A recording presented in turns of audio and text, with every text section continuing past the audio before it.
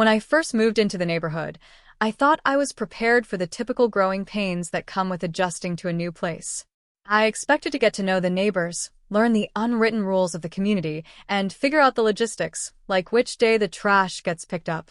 But what I definitely didn't expect was meeting a self-proclaimed neighborhood dictator, a woman named Karen, who clearly thought she had the power to control everyone's lives. From the very first moment I moved in, it became obvious that Karen had an issue with me. I couldn't even begin to figure out why. Maybe she just didn't like new homeowners, especially those who didn't bow down to her self-made authority. Or maybe she simply had too much free time on her hands, or maybe, just maybe, she had been waiting for years for someone to challenge her reign, and I had unwittingly become that person.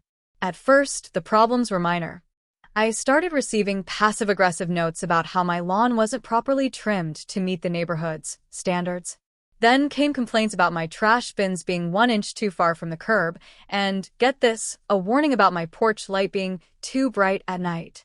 It seemed like every single week there was a new complaint, a fresh warning, or yet another ridiculous infraction that I was supposedly guilty of. But I didn't let it bother me too much at first.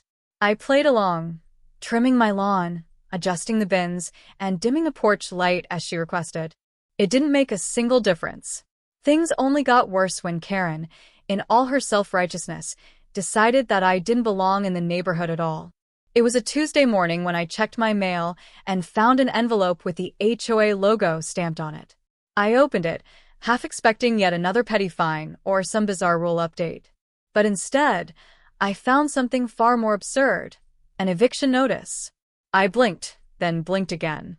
I owned my house outright. There was absolutely no way the HOA had any authority to evict me. But there it was, printed in Karen's usual condescending tone. Dear homeowner, after careful review, the HOA has determined that your property does not meet the established guidelines and aesthetic values of our community. Due to multiple infractions and ongoing disputes, we have initiated the process to have you removed from the premises. You have 30 days to vacate the property or face legal action. I couldn't help but laugh out loud. Legal action? The HOA couldn't just kick me out of a house I owned. But then, my eyes landed on the final line of the letter. Failure to comply may result in foreclosure proceedings. I froze. Foreclosure? That wasn't just a hollow threat. Some HOA groups had been known to exploit their power by using fines and obscure rules to push homeowners into financial trouble, sometimes even leading to actual foreclosure sales.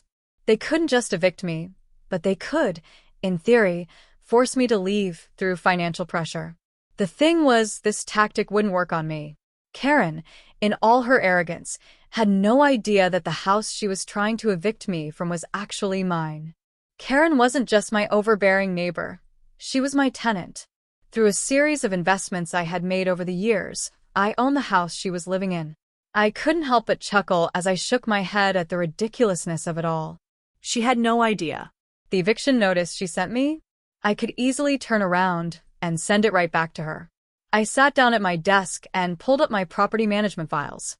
Sure enough, there it was, Karen's lease agreement, signed and dated, with my name at the top as the property owner. I skimmed through the document to make sure there were no loopholes or forgotten details. Everything was in order. Karen wasn't just an overzealous HOA president. She was my tenant. And by the terms of release, she had violated several clauses. Harassment of other residents? Check. Unauthorized alterations to the property, like the ridiculous HOA signs she'd put up on the front lawn? Check. Attempting to interfere with legal property ownership? Oh, that was a big check. I pulled up my email and began drafting a response to her so-called eviction notice, but then I had a better idea. Why waste this on a simple email when I could confront her in person? If Karen wanted to pick a fight, then I was ready to give her a war. That afternoon, I walked slowly toward Karen's house, the one I owned. She was outside, as usual, nitpicking a neighbor about how their garden fence was half an inch too high. When she saw me, her face shifted instantly into that smug, rehearsed look of superiority. I assume you got the notice, she said, folding her arms.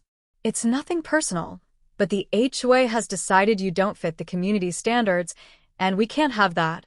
I took a deep breath, savoring the moment. Oh, I got the notice. And I have a response, I said, reaching into my folder and pulling out a termination of lease agreement. Karen's confident smirk faltered. What is this? She asked, taking the papers from me. I watched as her eyes scanned the words, and after a few moments, the realization hit her. When it did, her face went completely pale. This is a joke, right? She stammered. You can't do this. You don't have the authority. Oh, but I do, I interrupted, smiling. You see, Karen, the house you're renting? It belongs to me. You sent me an eviction notice for a property I own.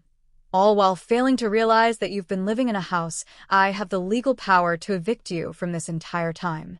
Funny how that works, huh? Her hands began to shake as she clutched the papers, her mouth opening and closing like a fish out of water. Karen stood there, her hands trembling, gasping for air like a fish caught out of water. She had no words left. No comeback, no excuse, and certainly no legal loophole that could save her now. Why you wouldn't dare? She finally whispered, her voice barely above a breath. I tilted my head, pretending to think it over. Maybe I would, maybe I wouldn't, I said. But that depends on how you want to proceed from here. Because I'm done playing games. You're either stepping down from your little HOA throne, or you're stepping out of my house.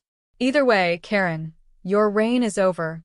Her face burned bright red, and I could see her jaw clenched so tightly that I half expected her to crack a tooth.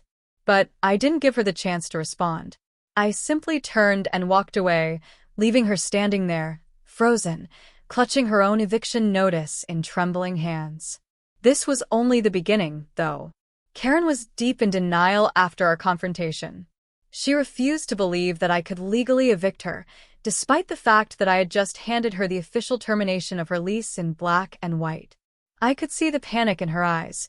She was scrambling for any angle, any technicality, some rule she could twist to avoid the harsh reality of the situation. But the law wasn't on her side, and she had no idea just how airtight my case against her really was. The very next morning, I woke up to an email from the HOA, and I didn't even have to open it to know exactly who was behind it.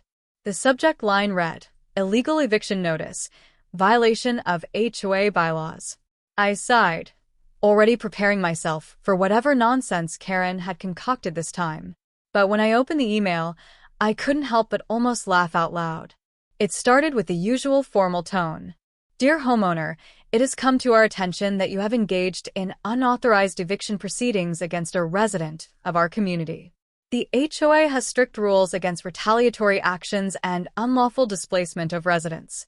Any attempts to remove a member of this community without due process will result in immediate fines and further legal action. Please consider this your official warning. Sincerely, HOA Compliance Team. Immediate fines? Legal action? Oh, this was rich. I almost admired Karen's audacity. She was clearly trying to use the HOA's authority to protect herself. But what she failed to realize was that HOA rules don't trump state landlord-tenant laws.